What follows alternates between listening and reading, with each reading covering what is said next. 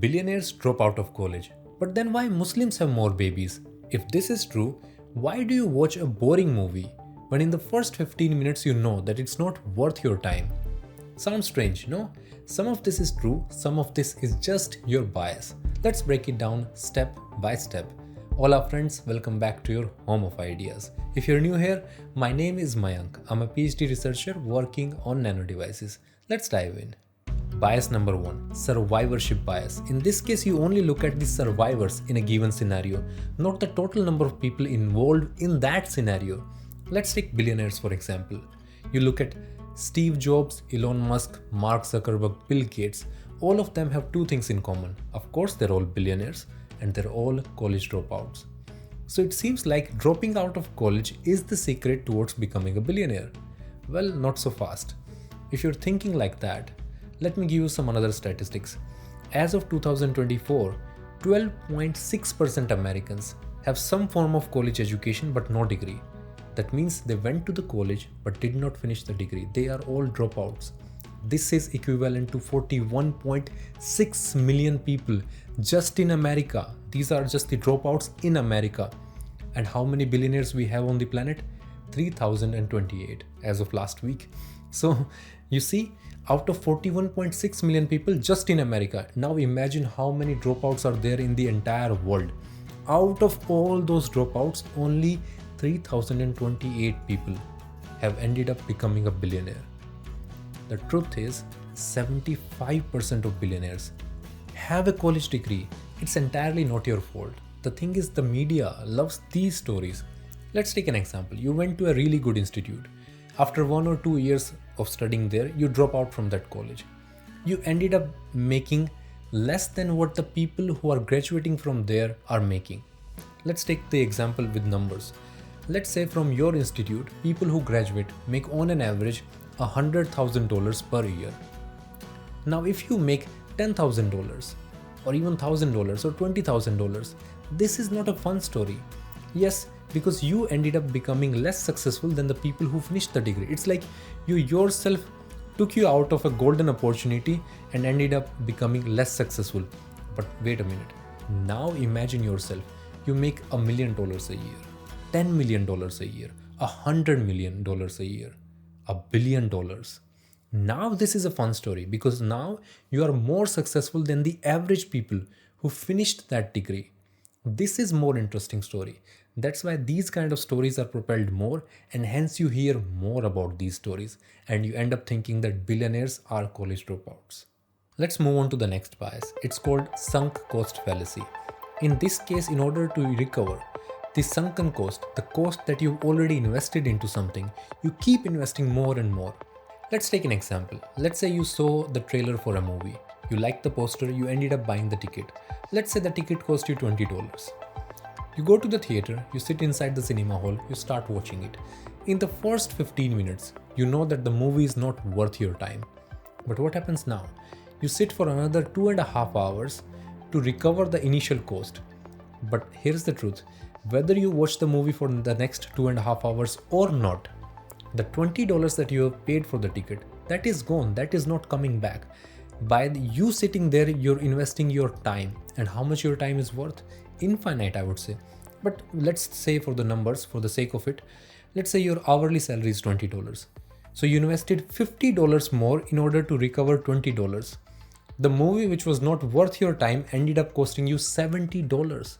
And out of that 70, 50 was not required. You could have left the cinema hall after 15 minutes. A similar thing happens to the retail investors in stock market. Let's say you invest $100 in a stock. It goes to 90. You have lost 10% of your value. In order for you to recover this 10%, you keep waiting on that stock and the stock keeps falling and falling. But what you can do, if you take that $90 out of that stock, you invest in some another stock where you make 50% profit. So that means basically 50% on top of $90, that's $45, right? So the total becomes $135. Compare it to the initial cost. The initial investment was $100. You have still made 35% gains instead of 10% loss. This is sunk cost fallacy. In numbers, it is very easy to see. But when it comes to, for example, relationship, you can't see it because there you're investing your emotions. in a relationship where you know that the relationship is not going anywhere, you keep on investing your time. Why? Because you have already invested, let's say, 6 months or a year or whatever time that you have invested.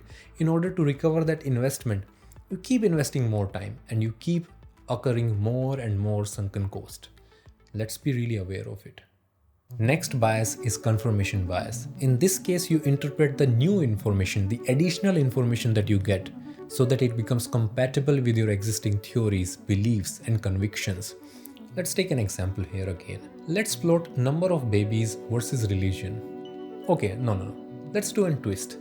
Let's plot number of babies versus the amount of wealth those parents have versus different religions. Let's see what happens. Let's say we plot Christians versus wealth.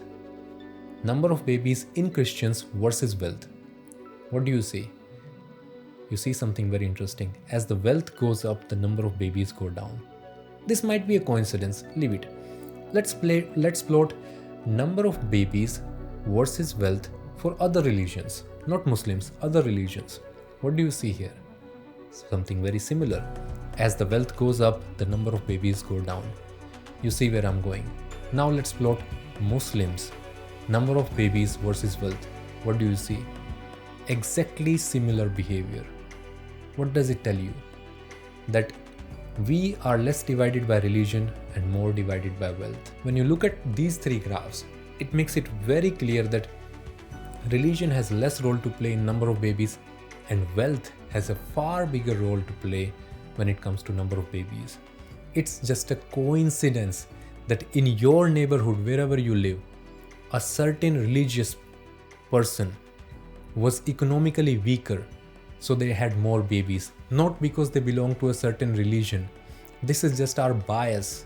We believe in ourselves that this is how the world has to be, so we ignore the additional facts and we just look for the facts which confirm our bias, our confirmation bias. You look at other places in the world where people follow different religions and they make less amount of money. You will see the same trend. It has less to do with religion, more to do with the wealth. The true fact is the world is more divided by these two things, wealth and education, and far less divided by other factors, whether it's religion or where they are, what language they speak. Language. We all have same words in different languages for different emotions. For happy, there's a word in English, Hindi, Spanish, Chinese, Japanese, German, in all the different languages. What does it tell you? That all the humans are experiencing something similar. Let me read something interesting for you. It's a line from this book, Factfulness. In almost every bedroom, across continents, cultures, and religions, in United States, Iran, Mexico, Malaysia, Brazil, Italy, China, Indonesia, India, Colombia, Bangladesh, South Africa, Libya, you name it. Couples are whispering into each other's ears their dreams for their happy future families. At the end of the day, we are all humans. Every parent wants just one thing for their kids, a better future. Next time when you see any of these situations, just ask yourself, are you seeing the truth or are you seeing the projection of the biases that you have in your brain? This was episode 1 in this series. It is going to be a long series, but I promise you, by the end of this series, you will be better equipped to make good decisions and you will be a much deeper thinker about everything that happens in your life. Until then, keep asking questions and keep looking. Have a good one, guys. See you on the next one. Bye bye.